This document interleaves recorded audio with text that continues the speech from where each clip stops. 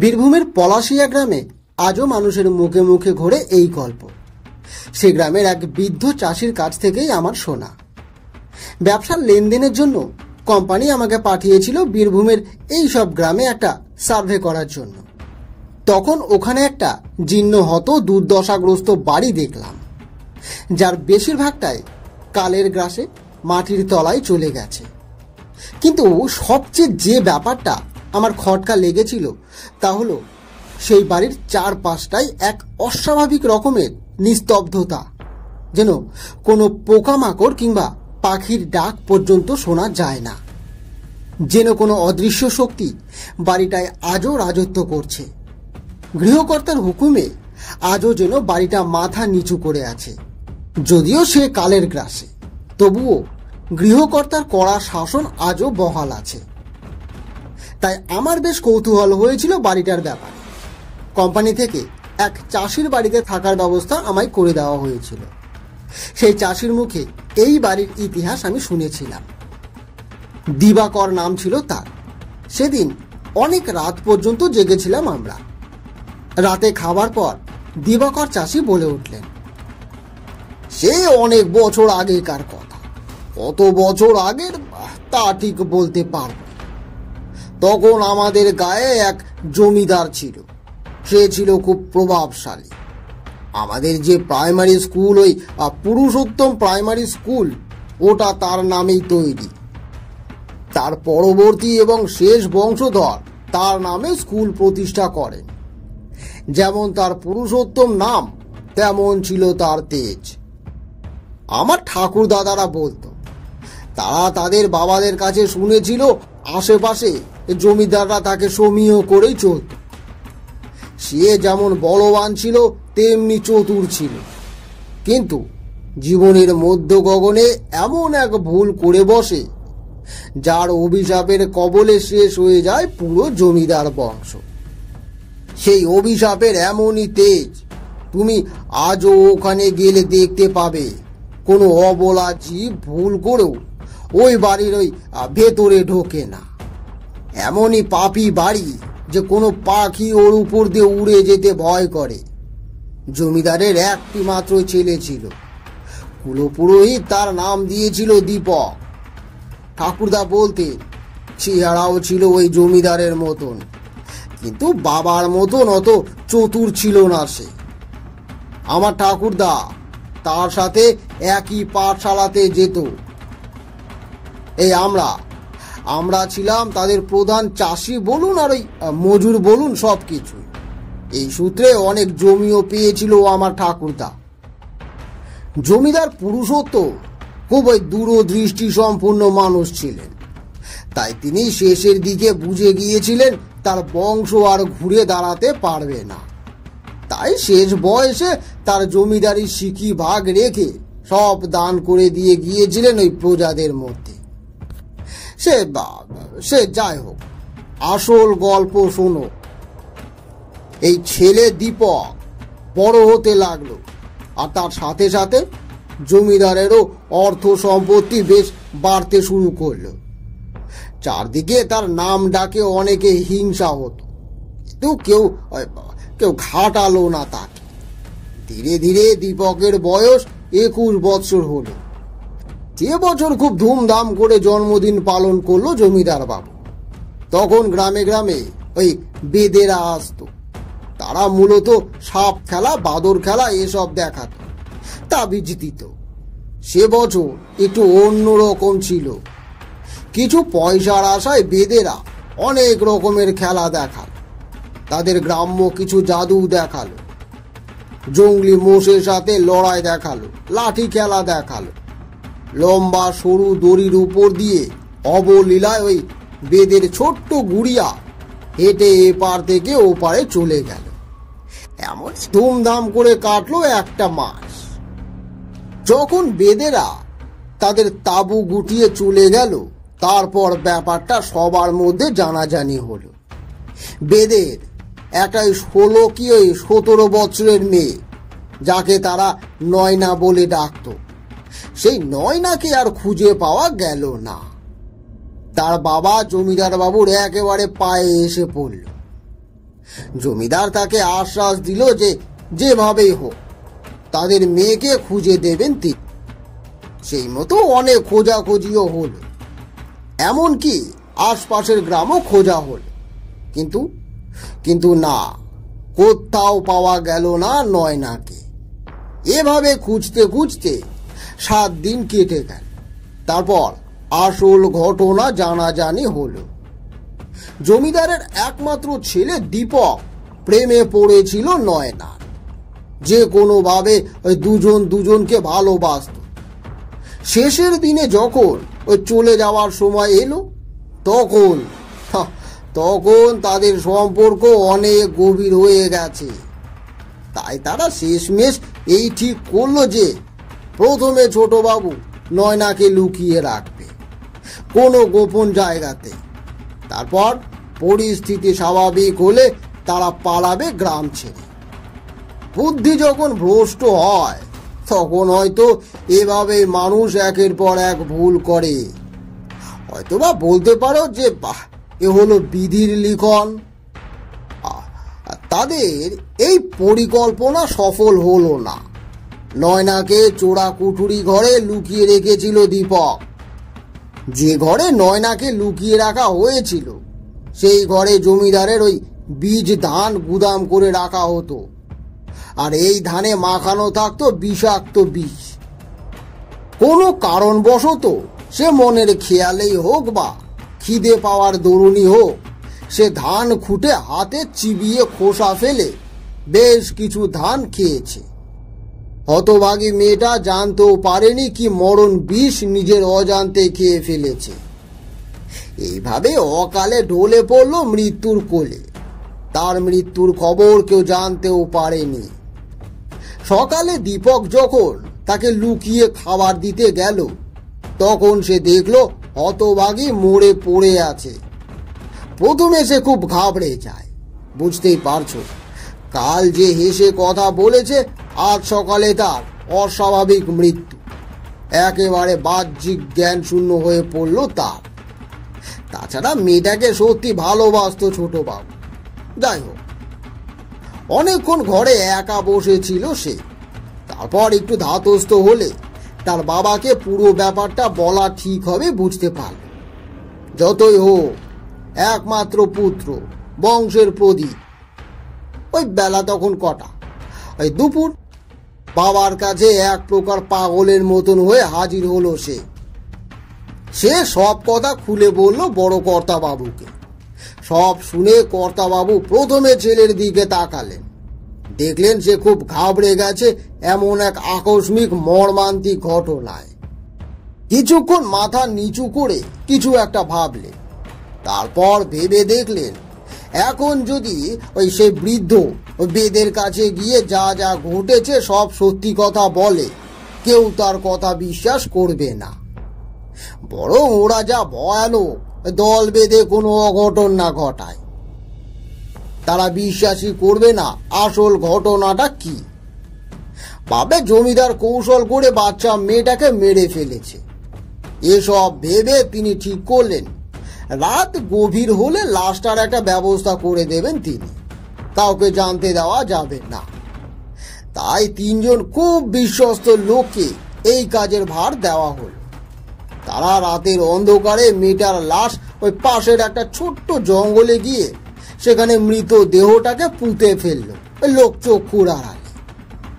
এভাবে বেশ 1 সপ্তাহ কেটে গেল। পরিস্থিতিও বেশ স্বাভাবিক হতে লাগলো। ছোট কর্তাবাবুও ততদিনে অনেকটা স্বাভাবিক অবস্থায় ফিরে এসেছেন। এই 1 সপ্তাহ বাবার কড়া হুকুমে বাড়ির বাইরে 1 পাও রাখেননি তিনি। 7 দিন পর এই প্রথম সে বাড়ির বাইরে পা রাখল। সেদিন বিকেলে হঠাৎ করে বৃদ্ধ বেদ আবার জমিদারের বাড়িতে এলো। জমিদার কাছারিতে কিছু একটা কাজে ব্যস্ত ছিল সেই সময়, তাই প্রথমে খেয়াল করেনি। তারপর যখন তাকে দেখলো, কিছুক্ষণের জন্য তার মুখ চোখ তো একেবারে ফ্যাকাশে হয়ে গেল। বৃদ্ধ বেদ কি বুঝলো জানি না ওইটুকু সময়ের মধ্যে। তারপর সে ব্যাকুল কণ্ঠে চেঁচিয়ে বলে উঠল, তুই আমার নয়না বেটিকে কেন মেরে ফেললি বাবু? তোদের কোন ক্ষতিটা করেছিল? জমিদার কোনো উত্তর দিতে পারল না, কেবল একবার বলল, আসলে আমি জানি না, এখনো তোর বেটির কোনো খোঁজ আমি পাইনি রে, পেলে তোকে আমি জানিয়ে দেব। তখন আরো রেগে গেল বৃদ্ধ বেদ। সে বলল, এখনো স্বীকার করবি ক্লাই? তোরা সবাই মিলে আমার বেটিটাকে মেরেছিস। এই বলে নয়না মা বলে গলা ফাটিয়ে চিৎকার করে উঠল। জমিদার বাবু দেখলেন বেগতিক হচ্ছে ব্যাপারটা, তাই তিনি বাড়ির চাকরদের হুকুম দিল এই বৃদ্ধকে বাড়ির বাইরে বার করে দেওয়ার জন্য। চাকরেরা তাকে ওই টানতে টানতে বাড়ির বাইরে বার করে দিল। বৃদ্ধ বাড়ির বাইরে গিয়ে বলল, তোদের আমি দেখে নেব, আমার নয়নার প্রতিশোধ আমি নিয়ে নেব, আমি ঠিক নিয়ে নেব। কেউ তোদের বাঁচাতে পারবে ক্লাই? তোদের বংশ আমি নির্বংশ করে ছাড়বো, এ আমি প্রতিজ্ঞা করলুম। জমিদার বাবু প্রমাদ গুনলেন, তাই ছেলেকে অনেক দূরে মামার বাড়িতে পাঠিয়ে দেওয়ার ব্যবস্থা করলেন। কারণ তিনি জানতেন এই বুনো জঙ্গলি মানুষগুলো অনেক জাদু টোনা জানে। তাই বংশের শেষ প্রদীপকে বাঁচাতে একেবারে মরিয়া হয়ে উঠলেন তিনি। সেদিন রাতে উঠল ঝড়, এক প্রবলকারী ঝড়। ঝড়ের দাপটে গোটা গ্রাম তছনছ হয়ে গেল। কয়েকটা বড় গাছ হুড়মুড়িয়ে ভেঙে পড়ল। সবচেয়ে আশ্চর্যের ব্যাপার ঘটল, তা হলো কি, ওই সারা রাত একটা কালো বেড়াল তাদের গোটা ঘর দাপিয়ে বেড়াল। এ ঘর থেকে ও ঘর সারাটা রাত কাকে যেন সে খুঁজে ফিরল। এমনি তার আক্রোশ যে তার ভয়ে বাড়ির চাকর বাকরেরা পর্যন্ত ঘরে খিলেটে বসে থাকল। তখনও পুরো অন্ধকার যায়নি। বেড়ালের দাপট আর বন্য ভয়াবহ চিৎকারটা কিছুটা কমেছে। বাড়ির সবার চোখটা একটু লেগেও এসেছে। এমন সময় সেই শো শো করে বাতাসের সাথে ভেসে এলো এক পাশবিক অট্ট হাসি। মরবি, তোরা সবাই মরবি, ভয়ঙ্কর মৃত্যু হবে তোদের। ভোরের দিকে একটু ফর্সা হতেই সেই অদৃশ্য হলো। সকালে দেখা গেল ছোট রাজকুমার যে ঘরে ঘুমাতো সেই ঘরে তার একটা খুব সুন্দর ছবি টাঙানো থাক। সেটাকে ওই বেড়ালটা উপর থেকে টেনে হিঁচড়ে নিচে ফেলেছে। তারপর তার উপর কেটেছে অসংখ্য আঁচড়, যেন জ্যান্ত মানুষটাকে ফেলে সে তার আঁচড়ে করে ফেলেছে ক্ষত বিক্ষত, দিয়ে যেত এক পাশবিক মৃত্যু। জমিদার পুরুষোত্তম বাবু এসব দেখে খুব ভয় পেয়ে গেল। সাথে সাথে তিনি মনস্থির করে নিলেন তাকে কি করতে হবে। প্রথমে খবর পাঠালেন তাদের ওই কুলপুরোহিত রামনাথ চাটুর্যের কাছে। আর এক জায়গায় তাকে যেতে হবে, তবে সেখানে লোক পাঠালে হবে না। এখানে কাজ হাসিল করতে গেলে তাকে নিজেকেই যেতে হবে, কারণ এ লোক কারো ধার ধারে না। তবে জমিদার নিজে গেলে তাকে সে ফেরাবে না, এটা তিনি জানেন। আর দেরি করলো না, বেরিয়ে পড়লো তার উদ্দেশ্যে। যেমন করে হোক তাকে মানাতেই হবে, একমাত্র সেই পারে তার এই বিপদ থেকে উদ্ধার করতে। প্রায় সন্ধে হয় তখন জমিদার ফিরল তার বাড়ি থেকে। অনেক কষ্টে তাকে মানানো গেছে, তবে সে এখন আসতে পারবে না, তার আসতে ওই 2-1 দিন দেরি হবে। কিন্তু সে আসা পর্যন্ত যেন বড় রকমের কোনো যেন ক্ষতি না হয় সে বিধানও তিনি দিয়ে দিয়েছেন। মনে মনে ভাবল কুলপুরোহিতের সাথে আজ সন্ধ্যায় বসে যত তাড়াতাড়ি সম্ভব বাস্তু সস্তায়ন যজ্ঞ করিয়ে নিতে হবে। কিন্তু হ্যাঁ, তার আগে স্নান করে বাসি কাপড় পরে তার একটা কাজ করতে হবে। সে এমনি বিধানই দিয়েছে। বাসি কাপড় পরে বাড়ির ঠিক দক্ষিণ পশ্চিম কোণে পুঁতে দিতে হবে এক শূকরের দাঁত। তারপর নিজের আঙ্গুল কেটে দিতে হবে ওই 5 ফোঁটা রক্ত। আর ওই মাটির উপরে সাথে সাথে একটা মন্ত্র শিখিয়ে দিয়েছে।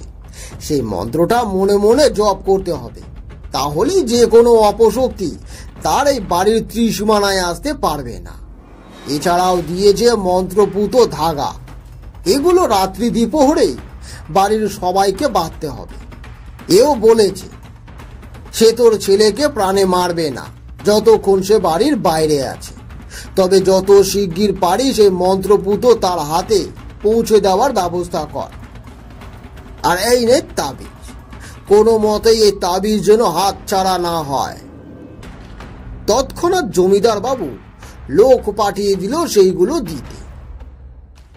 এইসব বলে গৃহস্বামী কাঁচতে শুরু করে দিল। আমি একটু ব্যস্ত হয়ে বললাম, আগে আগে জল খাবেন? তিনি একটা গভীর নিঃশ্বাস নিয়ে বললেন, না না না, আমি ঠিক আছি, একেবারে ঠিক আছি। এক নাগারে এতক্ষণ বললাম তো, তাই গলাটা একটু ওই শুকিয়ে গেছে। আচ্ছা স্যার, স্যার বলছি আপনি আজ ঘুমান স্যার, বাকি না হয় কাল শুনবেন। তাছাড়া সারাদিন কত খাটাখাটনি গিয়েছে আপনার। আজ থাক স্যার, আজ থাক, কাল হবে। আমিও আর কথা বাড়ালাম না, যদিও বা শেষটা কি হলো জানার খুব কৌতূহল ছিল আমার। তবু আর কিছু না বলে সম্মতি সূচক মাথা নাড়লাম আমি। পরের দিন সন্ধ্যায় আবার গল্প শুনতে বসলাম তার কাছে। একটা সিগারেট ধরালাম, তাকেও একটা দিলাম। দেখলাম সে বেশ খুশি হয়েছে। সিগারেটের দুটো টান দিয়ে তিনি বলতে শুরু করলেন, তাই পুরোহিতের সাথে পরামর্শ করা হল। ঠিক হলো পরের দিন হোম আর যজ্ঞ করা যেতে পারে। এক প্রকার তাড়াহুড়োই করল, সময়ও যে হাতে কতদিন আছে কেই বা জানে। তাই যত তাড়াতাড়ি করা যায় ততই মঙ্গল। রাতে বাড়ির ভেতরে তেমন কিছু ঘটল না, তবে ভয়ে আতঙ্কে সেদিনও সারা রাত কেউ ঘুমাতে পারল না। বাড়ির ভেতরে কিছু না হলেও বাড়ির বাইরে যেন কে বা কারা ঢোকার আপ্রাণ চেষ্টা করল। বাড়ির একেবারে সদর দরজায় একটা কুকুর করুণ গলায় সারা রাত কাঁদল।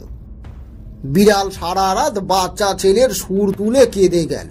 সে কি ভয়ানক আত্মকান্না, সে ভাষায় বলে বোঝানো যাবে না। কোনো এক বিষধর সাপ রাগে ফোঁস ফোঁস করছে আর বারে বারে ছোবল মারছে মাটিতে। এমনই তার আক্রোশ যে সে আওয়াজও স্পষ্ট শোনা যাচ্ছে। ভোরের দিকে যখন সবাই বুঝলো যে তাদের ওই বাইরে যে শক্তি থাকুক না কেন, ওঝার দেওয়া গণ্ডি পার করে ওই ভেতরে ঢোকার পথ নেই, তখন খানিকটা আশ্বস্ত হয়ে ঘুমোতে গেল সকলে। সকালে সবার আগে উঠল জমিদার বাবু। উঠে দেখলো এক ভয়ঙ্কর দৃশ্য। বাড়ির একেবারে সদর দরজার সামনে পড়ে আছে একটা লাল রঙের কুকুরের ক্ষত বিক্ষত দেহ। তার গায়ে পিঠে মুখে অসংখ্য আঁচড়ের চিহ্ন। নাড়ি ভুড়ি ছিঁড়ে ঘুরে চারিদিকে ছড়িয়ে দিয়ে গেছে কোনো এক হিংস্র প্রাণী। যেখানে সে সেই দাঁতটা পুঁতে রেখেছিল সেখানে গিয়ে দেখলো একটা বিরাট সাইজের কেউটো সাপ মরে পড়ে আছে। তার থেতলে যাওয়া মুখে লেগে আছে রক্ত। তার পরের দিন যজ্ঞ হলো। সে এক বিশাল যজ্ঞ। এমন যজ্ঞ এ গ্রাম কেন, দূরের ওই 5-7 গ্রামেও কেউ কখনো দেখেনি। যখন প্রায় সব শেষ, তখন সবাই দেখলো একটা কালো ধোঁয়া পাক খেতে খেতে উপরে উঠছে। তারপরেই বাড়িটা ওই চন্দন আর ঘিয়ের সুবাসে ভরে উঠল। এরপর আর কোনো ঝামেলা হলো না। সবার মন থেকে ভয় অনেকটা দূরে চলে গেল। প্রায় 1 সপ্তাহ কেটে গেল এইভাবে, কিন্তু সেই ওঝা তখনও এলো না। জমিদার বাবু জানতেন সে আসবে। একবার যখন বলেছে সে ঠিক আসবেই। সবাইকে বলে দিলেন তিনি, না বলা পর্যন্ত কেউ যেন ওই হাতের ধাগা না খোলে। সকালে গ্রামের মধ্যে পড়ে গেল হুলস্থুল। গ্রামের লোক ছুটে সামনের একটা বুড়ো শিরিষ গাছের দিকেই যাচ্ছে। অনেকের মুখে ভয়ের ছাপ। বাড়ির চাকর খবর দিল যে বাবু শিগগির চলেন, দেখবেন, চলুন, এক ভয়ানক কাণ্ড ঘটে গেছে। জমিদার বাবু দেরি না করে সাথে সাথে বেরিয়ে পড়লেন। সেখানে পৌঁছে তিনি তো হতবাক। এ কি বিভৎস দৃশ্য! এটা কি মানুষ? সে বৃদ্ধ বেদে না তার বিকৃত লাশটা গাছের একটা ডালে ঝুলছে। চোখ দুটো ঠেলে কোটর থেকে বেরিয়ে এসেছে, জিভের সবটুকু বেরিয়ে এসেছে বাইরে। গাছের নিচে পড়ে আছে ওই পোড়া কাঠ, বলি দেওয়া একটা কালো কাক, একটা পোড়া মাটির তৈরি পুতুল, যার বুকে বিধানো আছে একটি বড় কাঁটা। আর কি আশ্চর্য, সে পুতুল তার বুক থেকে বেরিয়ে আসছে তাজা রক্ত। উপরের দিকে তাকাতেই মনে হলো যেন দাঁত জিভ বার করে কেউ যেন হাসছে। এবার তো আর আমাকে ফাঁকি দিতে পারবি ক্লাই? প্রতিশোধ, প্রতিশোধ, প্রতিশোধ। এবার জমিদারের মতনও লোক সত্যি সত্যি ঘাবড়ে গেলেন। সেখান থেকে ফিরে সে তার বিশ্বস্ত চাকর লক্ষণকে পাঠিয়ে দিল কুমারকে যত শিগগিরই পারে গ্রামে ফিরিয়ে নিয়ে আসতে। সে আর কোনো কিছুতেই ভরসা করতে পারছে না। রাতটা একেবারে নিস্তব্ধেই কাটল। সারা রাত প্রকৃতি যেন কিসের শোক পালন করল। ভোরে প্রথম পাখি ডাকল, সবাই একটু স্বস্তির নিঃশ্বাস ছাড়ল। একেবারে সকাল সকাল বাড়ির দরজায় টোকা। তখনও কারোর ঘুম ভাঙেনি, এমনকি চাকর বাকরেরও না। বেশ কিছুক্ষণ ডাকাডাকি করার পর বাড়ির একটা চাকর বিরক্তি ও কৌতূহল মেশানো চোখ নিয়ে দরজা খুলতে গেল। দরজা খুলে তার ঘুম একেবারে নিমিষেই উড়ে গেল। সে ফ্যাল ফ্যাল করে চেয়ে রইল তার দিকে। পরনে লাল বস্ত্র, কালো চিপচিপে চেহারা, কপালে এক মস্ত লাল সিঁদুরের ফোঁটা। হ্যাঁ, এবার সে এসেছে, যার প্রতীক্ষায় শুধু জমিদার বাবু না, সবাই মনে মনে চাইছিল সে কবে আসবে। সে এসে গেছে, তাদের আর কোনো ভয়ের কারণ নেই। চাকরটা একটা প্রণাম সেরেই ছুটে ভেতরে চলে গেল। জমিদার ছুটে এলো খবর পেয়ে, প্রণাম করলো সাথে সাথে, কিছু আহার করে শুনলো সব কথা। পুরোটা শুনে বিশ্বম্ভর ওঝা বললেন, এ তোর অন্যায় হয়েছে রে। পরিস্থিতি যাই হোক, সত্যের মোকাবিলা করতে হতো তোকে, ছুতো প্রাণ বাঁচত। তোর ছেলে ফিরেছে? জমিদার উত্তর দিল, না, তবে লোক পাঠিয়েছি, আজই ফিরবে। মুখে শুধু হু বলে মনে মনে কি যেন একটা মন্ত্র জপ করে, আর তারপর বাতাসে ফু দিল। এমনি এক টুকরো বাতাস ছোট্ট কুণ্ডলি পাকিয়ে বাড়ির বাইরে বেরিয়ে গেল। আসার সময় সে ওই পথে এসেছে, তাই শিরীষ গাছের তলায় যে কি ঘটেছিল সে তার অনেকটাই টের পেয়েছিল, আর সেখানে অনুমান করে এসেছিল এর পরে কি ঘটতে চলেছে। কিন্তু তখনও সে কাউকে কিছু বলল না, শুধু একবার চোখ বন্ধ করে সব কিছু ভেবে নিল। তারপর জমিদারের দিকে চেয়ে বলল, শোন, যদি বাঁচতে চাস তো সেই গত হওয়া আত্মাকে তোকে বুঝাতে হবে যেটা হয়েছে সেটা কেবল একটা দুর্ঘটনা, সেখানে তোর কোনো হাত নেই। তাহলে একমাত্র আমি তোকে সাহায্য করতে পারবো, না হলে তোরা অন্য কোনো ব্যবস্থা করতে পারিস। ঠিক হলো, বিশ্বম্ভর ওঝা যেমনটা বলবেন সেই মতোই কাজ হবে। এই বলে তিনি উঠে গেলেন, গিয়ে বসলেন ঠাকুর দালানে। তিনি তখনও বুঝতে পারছিল না প্রতিশোধের আঘাতটা ঠিক কোন দিক থেকে কিভাবে এসে পড়বে। যেমন যখন কোনো শত্রু চারদিক থেকে ঘিরে ধরে তখন যেমন বোঝা যায় না ঠিক কোন দিক থেকে প্রথম আঘাতটা আসতে পারে, ঠিক তেমনই তিনি তখনও কোনো অনুমান করতে পারছিল না ঠিক কোন দিক থেকে আক্রমণটা আসতে চলেছে। তবে এতটুকু বুঝেছিল এ প্রতিহিংসা এক অন্য মাত্রায়, যেখানে সে বাধা পেয়েছে বলে নিজের মন্ত্র শক্তি আরো জোরদার করার জন্য নিজের জীবনকেও তুচ্ছ মনে করেছে। তাকেও বলি দিতে কিছুমাত্র দ্বিধাবোধ করেনি।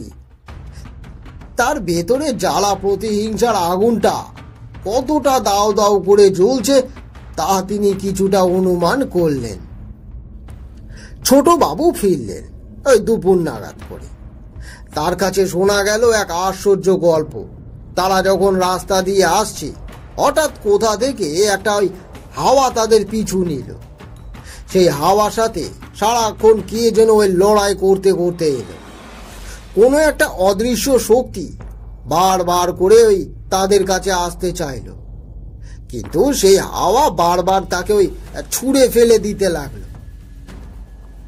সব শুনে জমিদার বলল, ওরে ওরে আগে যা, গিয়ে প্রণাম করে আয় তাকে, ওই মন্দিরের দাওয়ায় বসে আছে সে, যা যা। তখন ওঝা বসে এই সব নিয়ে ভাবছিল। ছোট কর্তা তার কাছে গিয়ে মাথা নিচু করে প্রণাম করল। তার পায়ে হাত দিয়ে প্রণাম করতেই তিনি চমকে উঠলেন। এ কি, এ কার স্পর্শ? এ তো কোনো পুরুষের নয়, এ তো কোনো পবিত্র স্পর্শ নয়। সে মাথা তুলে দাঁড়াতে খপ করে তার হাতটা ধরল। খুব শান্ত গলায় তাকে জিজ্ঞেস করল, ভালোবাসতে তাই না?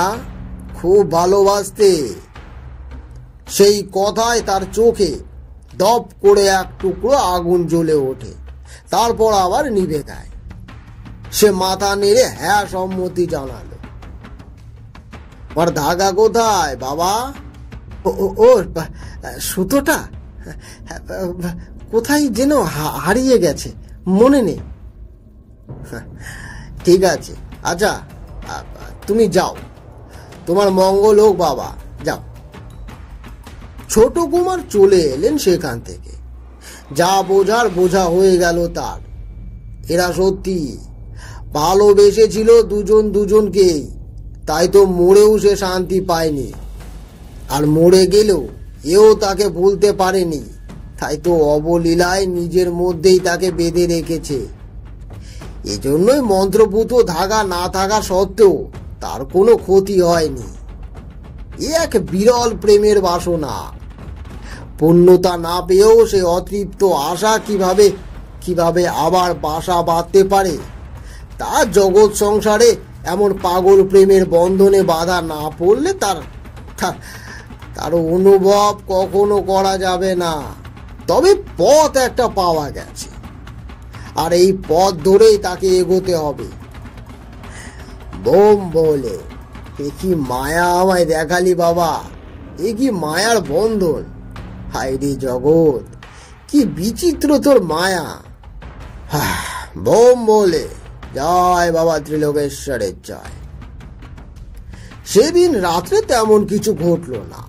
রাতটা এক প্রকার ওই নির্ঝঞ্ঝাটেই কাটল। শুধু খবর এলো সদ্য দেওয়া কাছারি বাড়িতে 3টি ধান ভর্তি গোলায় কিভাবে যেন কাল রাত্রে আগুন লেগে গেছে। এক টুকরো ধানের কণা পর্যন্ত অবশিষ্ট নেই। সবচেয়ে অদ্ভুত ব্যাপার হলো এই, এত ভীষণ আগুন লাগলো অথচ কেউ টেরও পেল না। এমনকি কাছারিতে বহাল চাকর দুটো একেবারে টের পায়নি। জমিদার মাথায় হাত দিলেন। অনেকটা লোকসান হয়ে গেল তার। ওঝা প্রমাদ গুনলেন। আস্তে আস্তে সে গুটাতে শুরু করলেন তার হাতের সুতো। এক্ষুনি তাকে আটকাতে হবে, না হলে বেশি দেরি হলে হয়ে যেতে পারে বড় সড়ো ক্ষতি, চলে যেতে পারে তার ওই নিয়ন্ত্রণের বাইরে। সকালে আজ সবাই নিশ্চিন্তে ঘুমিয়েছে। মনের মধ্যে যে ভয়টা ছিল তা অনেকটা কেটে গেছে। জমিদার একটু বিষণ্ণ মুখে বসেছিল ঘরের দাওয়ায়। ওঝা বিশ্বম্বর তার সামনে এসে দাঁড়ান, কিন্তু তিনি এতটাই সমস্ত ব্যাপার নিয়ে চিন্তায় মগ্ন ছিলেন যে সেদিকে তিনি আর খেয়ালই করেন। ওঝায় তার উপস্থিতি জানান দিল। সামনে তাকে দেখে জমিদার বাবু মনে মনে বেশ লজ্জা পেলেন। ওঝা একটু মুচকি এসে বলল, কিছু মনে করিনি আমি, তবে তোমার সাথে কিছু কথা ছিল, সেই জন্যই এসেছি এমন অসময়ে। জমিদার সামনের ওই চেয়ারখানা দেখিয়ে বসতে বললেন দয়া করে। চা খাবেন তো? তারপর অনেক আলোচনার পর এক সময় ওঝা জিজ্ঞেস করল, রাতে ঘুম কেমন হলো? জমিদার উত্তরে একটু অবাক হয়ে তার দিকে কয়েক সেকেন্ড তাকালো, তারপর একটু জিজ্ঞাসু চোখে তাকিয়ে বললেন, হঠাৎ এমন কথা কেন? তবে হ্যাঁ, কাল রাত্রে কিসের জন্য জানি না খুব ঘুম হয়েছে, বরং বলতে পারি একেবারে ওই অকাতরেই ঘুমিয়েছি কাল। এটাও হতে পারে পরপর কয়েক রাত একবারে ওই ঘুমই হয়নি, তাই হয়তো। ওঝা একটু মুচকি হেসে বলল, আচ্ছা বলছি, কাল রাত্রে কি কোনো আওয়াজটা? তার কথাই শেষ হলো না, টের পেল তার উপস্থিতি, সে আসছে। কথা ঘুরিয়ে দিল সে, আগে না মানে ওই বলছিলাম যে বাড়ির চাকরেরা বলছিল কদিন ধরে নাকি ওই বাইরে খুব আওয়াজ টাওয়াজ হচ্ছিল, হ্যাঁ তাই বলছিলাম আর কি। আচ্ছা আমি তবে উঠি, বিকালে আপনাকে জানাবো কি কি করতে হবে আমাদের।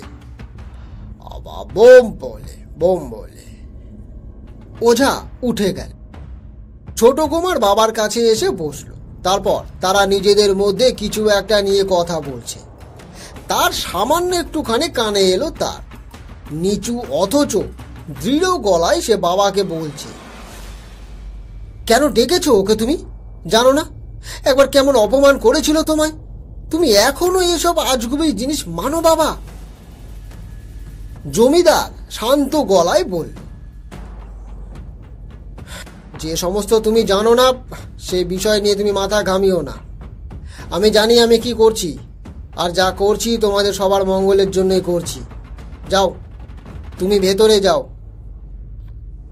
ছোট কুমার রাগে অপমানে গট গট করে অন্দরের ভেতরে চলে গেল। ওঝা জানে কাল রাত্রে কি হয়েছে।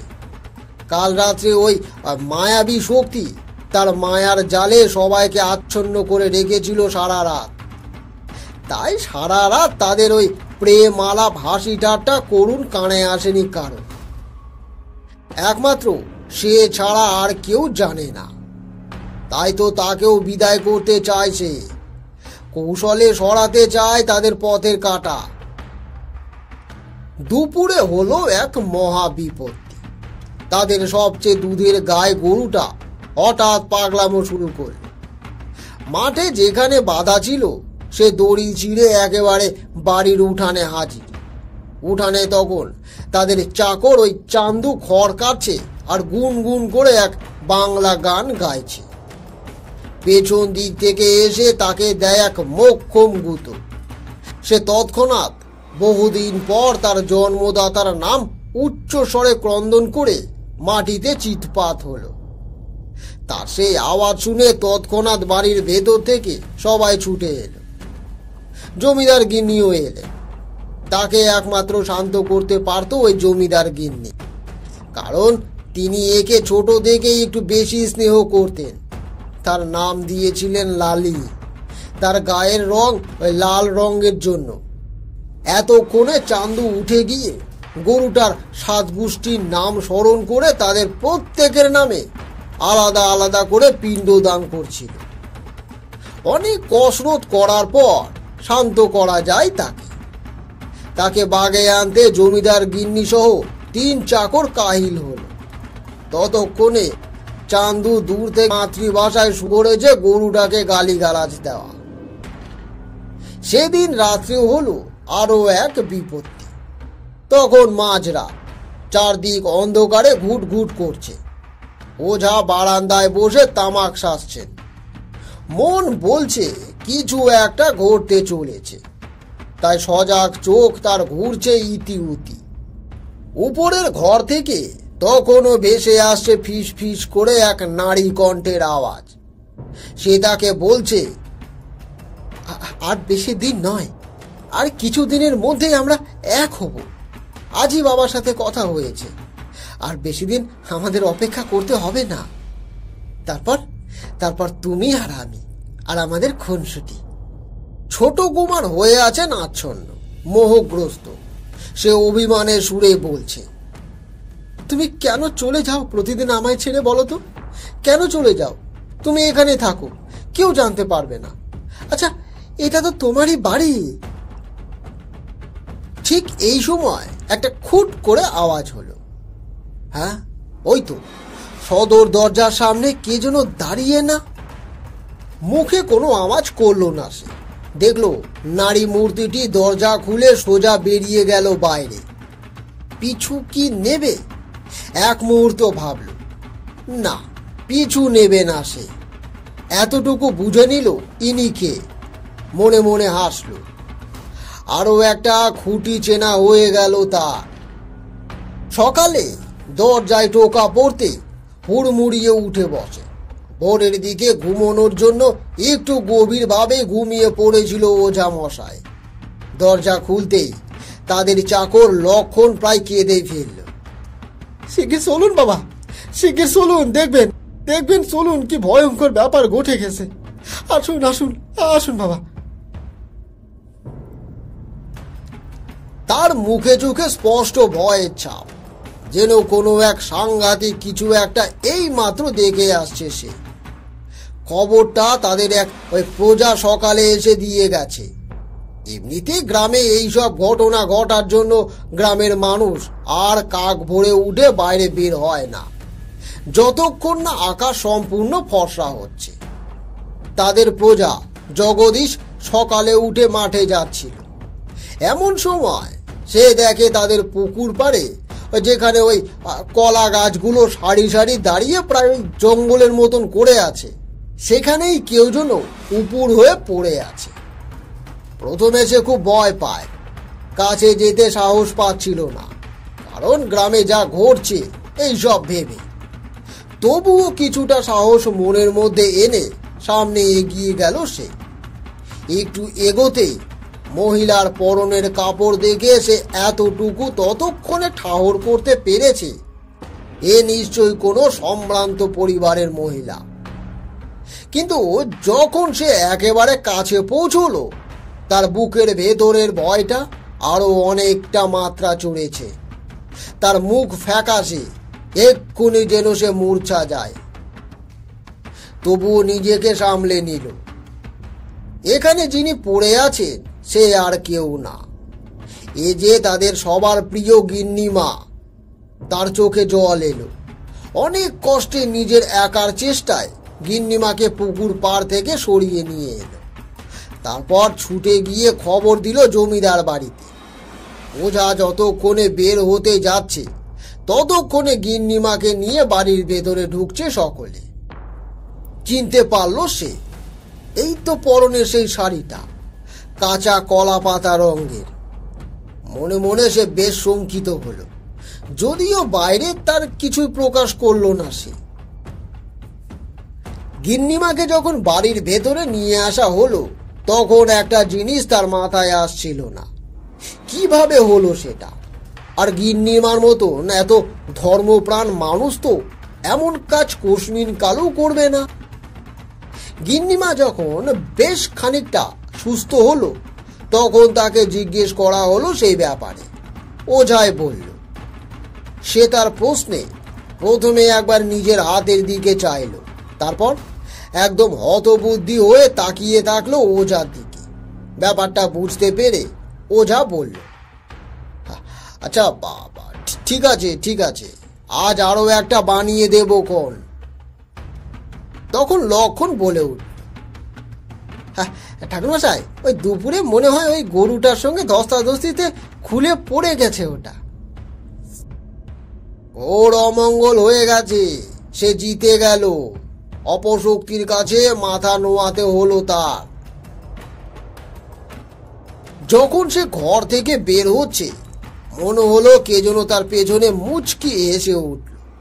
পেছন ফিরতেই ছোট কুমার বেশ উদ্বিগ্ন চোখে জিজ্ঞেস করল,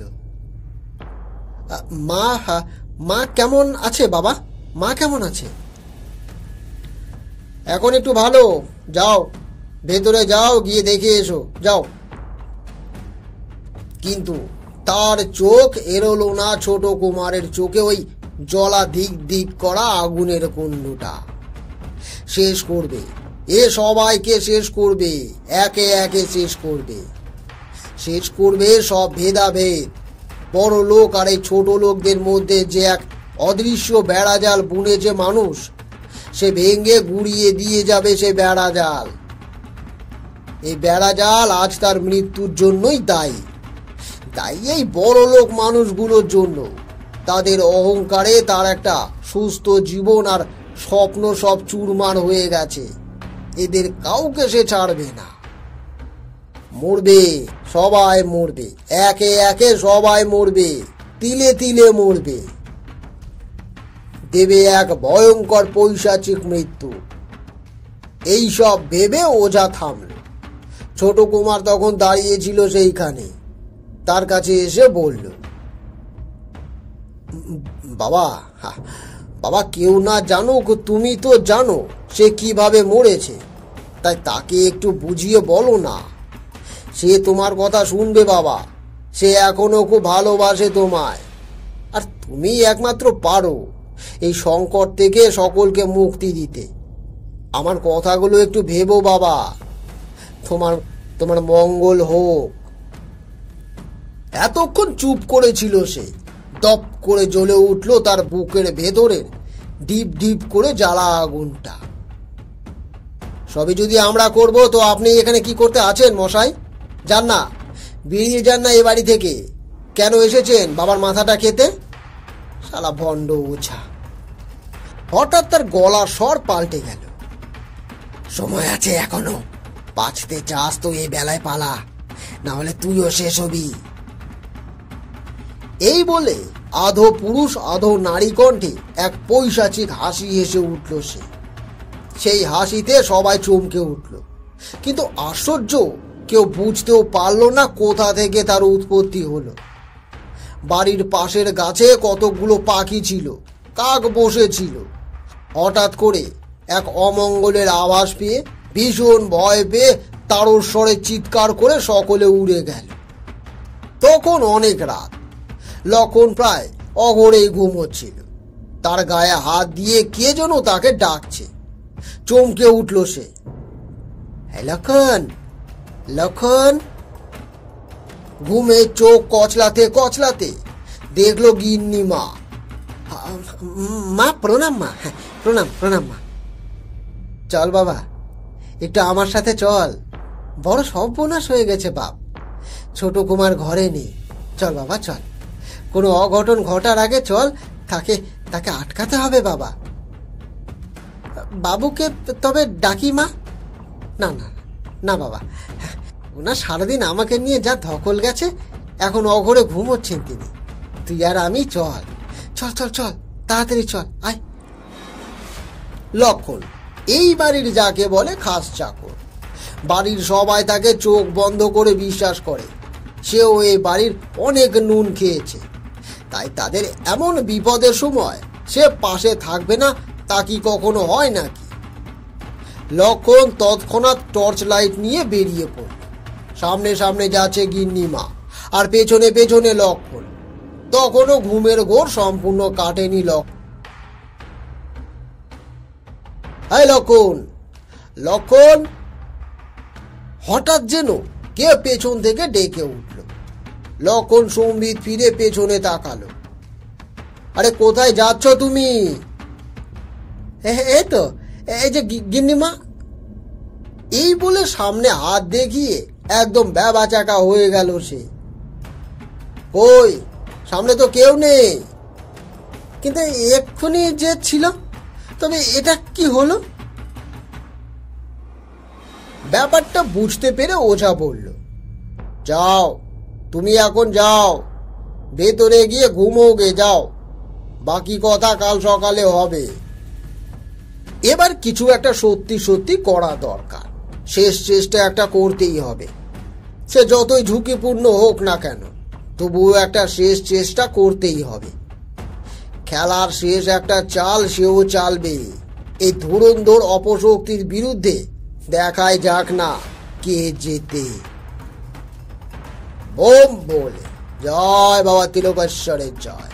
সবার মঙ্গল কর বাবা, সবার মঙ্গল কর।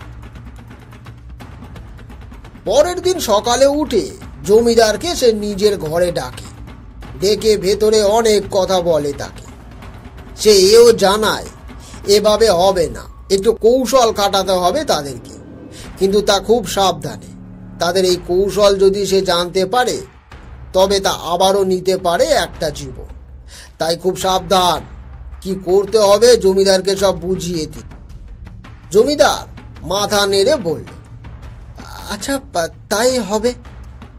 এই বলে ঘর থেকে বেরিয়ে সোজা চলে গেল তার ঘরের দিকে। সে যখন ঘরের দিকে চলে গেল তখন তার গতিবিধি একজন ঠাই দেখে গেল।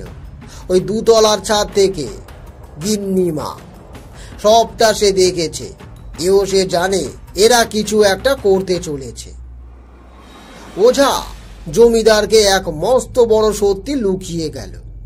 কিভাবে বা বলতো সেই হৃদয় বিদারক কথা? সে জানে একজনের প্রাণ যাবেই যাবে, তাও চেষ্টার কোনো ত্রুটি সে রাখবে না।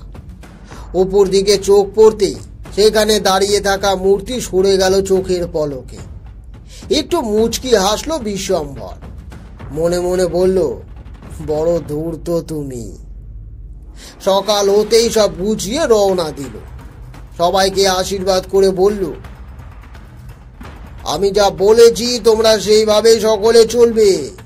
দেখো বাপ, সকলেরা কিন্তু খুব সাবধানেই চলবে, না হলে অনর্থ হয়ে যাবে। আমার এক শিষ্যের বড়ই বিপদ, আমার সেখানে না গেলেই নয়। সবার মঙ্গল হোক, সবার মঙ্গল হোক। এই বলে সে বেরিয়ে গেল। এদিকে ঘরে ঢুকেই দরজায় খিল দিল এই সাত সকালে। বাড়ির সবাই গিন্নিমার এই সব আচরণ দেখে একটু ভয়ে ভয়ে আছে। যে মানুষটা এত ঠাকুর ভক্ত, ভগবানকে ভোগ না দিয়ে নিজে কিছু মুখে তোলেন না, সে আজ দুদিন হয়ে গেল ঠাকুর ঘরের দিকে এক পাও বাড়ালো না। এই দুদিন রাধা মাধবের সেবা দিচ্ছে বাড়ির চাকরানি নড়ির 12 বছরের মেয়েটা। ঘরে ঢুকে আর স্থির থাকতে পারল না। কোনো মতে ওই কপারটা দিয়েছে, সময় বেশি নেই, যা করার এর মধ্যেই করতে হবে। আর মাত্র দুদিন, তারপরে আর এই শক্তি থাকবে না। গত পরশু দুই পক্ষ কাল শেষ হবে, তার শর্ত অনুযায়ী তাকে ফিরে যেতে হবে আবার নরকের আগুনে। এই শর্ততে তাকে এত শক্তি দিয়েছে নরকের অপদেবতা ওলাং। সেদিন তাকে সন্তুষ্ট করে নিজের প্রাণের আহুতি দিয়েছিল অবলীলায়। তবুও তার প্রাণের চেয়ে প্রিয় মেয়েটাকে যারা মেরেছে তাদের সে ছাড়বে না। রাগে তার ভেতরে হু হু করে আগুন জ্বলে উঠল। এক মুহূর্তের জন্য তার সেই রূপ পাল্টে এক ভয়ঙ্কর পুরুষ মূর্তি সেখানে উপস্থিত হল। বেশি দূর গেল না বিশ্বম্বর, কাছাকাছি থাকলো।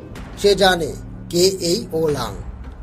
ওলাং কোনো অপদেবতা ছিল না, সে ছিল আদিবাসীদের দেবতা আকানের ছোট পুত্র। আকানের দুই ছেলে, ডোরাং আর ওলাং। এই সম্প্রদায়ের একটা প্রথা আছে, এরা শক্তির পূজারী। তারা মনে করত বংশের সবচেয়ে যে বেশি শক্তিশালী একমাত্র সেই তাদের রক্ষাকর্তা। রাজ পরিবারের এই প্রথার অন্যথা হতো না।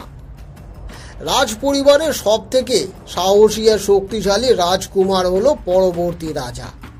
কিন্তু দাদা ডোরাং ছল করে নিজে রাজা হয়, ছোট ভাই সহ পুরো পরিবারকে নিক্ষেপ করে অন্ধকার কারাগারে। চোখের সামনে বাবা মায়ের ওই তিলে তিলে মরতে দেখে সে। রাগে দুঃখে আহ্বান করে ওই দুয়াতকে, যিনি হলেন নরকের দেবতা। তাকে নিজের চক্ষু বন্ধক দেন। তার উপাসনায় সন্তুষ্ট হয়ে তাকে নরকের রাজকুমার ঘোষিত করে। এখান থেকে ওলাং পূজা পেতে থাকে। যেটা সবচেয়ে বেশি দেখা যায় আদিবাসীদের মধ্যে।